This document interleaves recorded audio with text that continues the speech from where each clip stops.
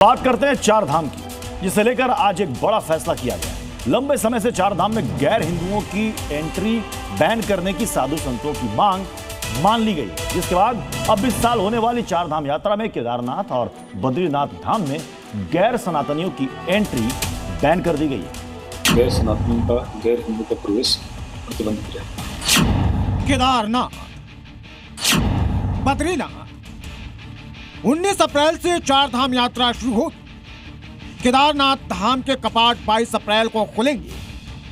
उससे पहले इन तीर्थों पर गैर सनातनियों के लिए लक्ष्मण रेखा खींच दी गई है,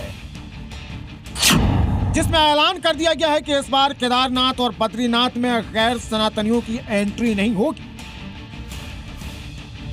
यह ऐलान किया है बद्रीनाथ केदारनाथ मंदिर समिति ने, जिसने बोर्ड की बैठक में यह प्रस्ताव पारित किया, जिसके मुताबिक न सिर्फ बद्रीनाथ और केदारनाथ मंदिर बल्कि समिति के अंदर आने वाले 45 बाकी मंदिरों में भी गैर सनातनियों के प्रवेश पर रोक लगा दी गई। दरअसल ये मांग पिछले कुछ वक्त से साधु संतों की तरफ से की जा रही थी, जिस पर पहले प्रस्ताव तैयार किया गया और अब इसे पारित कर दिया गया है।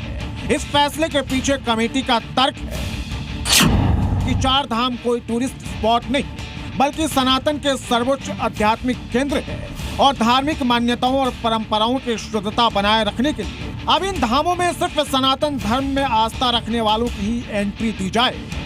इस प्रस्ताव के पारित होने के बाद अब ये सरकार को भेजा जाएगा। हम लोग एक्ट को देखेंगे, सरकार की जो वहाँ पर स्टेक होल्डर्स और बद्री केदार मंदिर समिति और हमारे तीर्थ पुरोहित और जो एक्ट हैं पहले से मान्यताएं हैं, उन सब का अध्ययन करेंगे। उसके बाद उस पर जो है आगे बढ़ेंगे। चार धामों में से एक केदारनाथ धाम में देश ही नहीं बल्कि विदेशों से भी सनातनी आते हैं और चार धाम यात्रा के दौरान करोड़ों सनातनी बाबा के दर्शन के लिए पहुंचते हैं, जिससे यहाँ के कारोबारियों का धंधा चमक जाता है।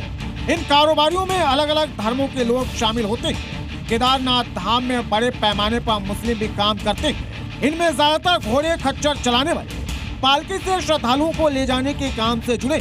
इस पर अब सियासत भी गर्मा गई है। इस तरह से